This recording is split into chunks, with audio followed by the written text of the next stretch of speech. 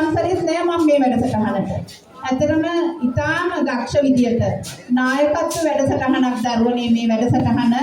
ඔයගොල්ලන් දරුවනේ පුළුවන් ආකාරයට ගුරුවරුන්ගේ සිත් සතුටු කරා. මම දන්නවා යත්‍රාණ විද්‍යාලයේ දරුවෝ සමහර අවස්ථාවලදී අර කියනවා දඟයි කියලා. නමුත් මම දකිනවා වත්තේකම කලාපයේ ඉන්න හොඳම දරුවෝ ඉන්නේ යත්‍රාණ මහාවිද්‍යාලයේ. ඒ දරුවන්ට ඒ ගුණ යහපත්කම් සහ ඒ දක්ෂතාවයන් හැමදාම ලැබුණේ ආදරණීය ගුරු මණ්ඩලයෙන්. ඔයගලන්ට ඉන්නේ මව්වරුන්ට අපි කියනවා දෙවෙනි මවුන් පාසල් වල ඉන්නවා කියලා. සමහර දරුවන්ට නම් දෙවෙනි මව් නෙමෙයි මව්ම වෙන්න පුළුවන්, පියතුමන්ම වෙන්න පුළුවන් යත්‍රාණ විද්‍යාලයේ ගුරු බවතුන්.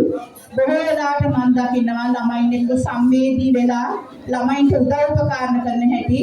ඉතින් මම මේ අවස්ථාවේදී ප්‍රකාශ කරනවා එවැනි ගුරු පරපුරක් නිබඳවම යත්‍රාණ විද්‍යාලයේ මේ දරුවන්ට ඥානීය ශක්තිය ලබා දෙන මේ ගුරු මණ්ඩලයට අද දිනේ මම සුබ ප්‍රාර්ථනා කරනවා නිදුක් නිරෝගී සුවය ලැබිලා වාසනාවන්ත ජීවිත ගත කරන ශක්තිය ධෛර්යය දල්දා සමිතිය වාසනාව ලැබේවා පිහිට ලැබේවා කියලා. ඒ වගේම දිනේ වැඩසටහන ඉතාම සාර්ථකයි. දරුවන්ට මේ අවස්ථාව දෙන්න ඕන. අපි හැමදාම ඉගෙන ගන්නවා.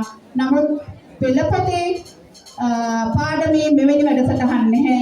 ඒ ඔයගොල්ලන්ට අද දවස ඉතාම හොඳින් අද දවසේ යමක් ලබා ගත්තා කියලා මම හිතනවා. හැම දරුවෙක්ම පුළුවන් ආකාරයට ගුරු බවතුන් සතුටු කරා. විශේෂයෙන්ම මගේ අසිත් පුතා ගැන කියන්න ඕන.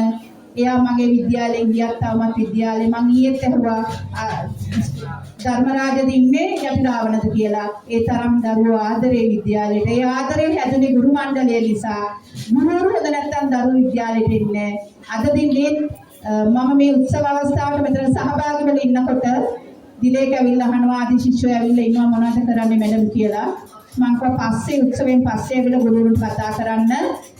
දැන් මේ අවස්ථාවට සහභාගී වෙන්න එපා කියන එක. ඒ තරම් ආදරේ ගුරුවරුන්ට.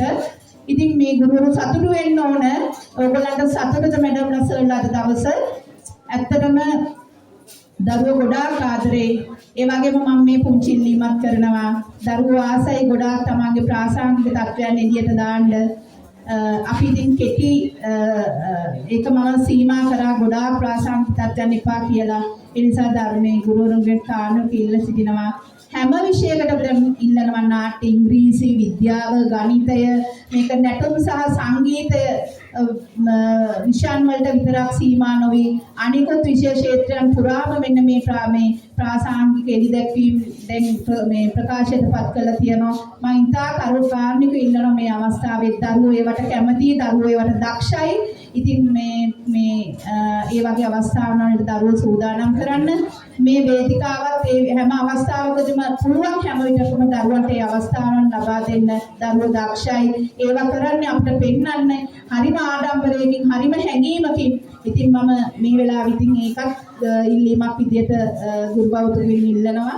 කොහොමද මේ පුතේ සංවිධායක මණ්ඩලයට විශේෂයෙන් ස්තුතිවන්ත වෙනවා. මම හිතන්නේ කුඩා දෙයක් හැරුණාම සියලු දේ සංවිධානය කරේ ඒ දරුවන්මයි.